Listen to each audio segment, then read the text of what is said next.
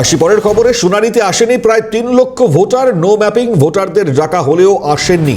তাদের আরও একবার শুনানিতে ডাকা হবে। যদি তারা না আসেন নাম বাদ যাবে তালিকা থেকে, এমনটাই কমিশন সূত্রে খবর।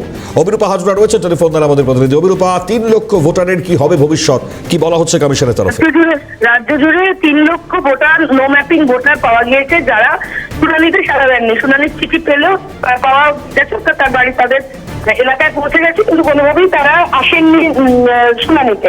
ফলত এই সংখ্যাটা এসে দাঁড়িয়েছে এবং নির্বাচন কমিশনের সিদ্ধান্ত যে আরো একবার তাদেরকে চিঠি দিয়ে ডাকা হবে। তারা যদি না আসেন বা তাদেরকে যদি ম্যাপিং করা না যায়, তাহলে তাদের নাম বাদ দেবে নতুন ভোটার তালিকা থেকে। এবং কমিশন সূত্রের খবর যে এর মধ্যে যদি কোনো নো ম্যাপিং ভোটার কমিশনের সাথে যোগাযোগ করে, তাহলে অবশ্যই কমিশন তাদের সাহায্য করবে। কিন্তু সময়সীমা পেরিয়ে গেলে তাহলে আর সাহায্য করতে পারবে না কমিশন। সেই কারণেই আগেভাগেই জানিয়ে দেওয়া হচ্ছে, নো ম্যাপিং ভোটাররা তারা যদি আবারও শুনানি ফেল করেন, তাহলে আর নতুন লিস্টে তাদের নাম তোলা অসম্ভব হয়ে যাবে কমিশনের পক্ষে। এমনটাই কমিশন সূত্রের খবর। সঙ্গে থাকো অভিরূপা।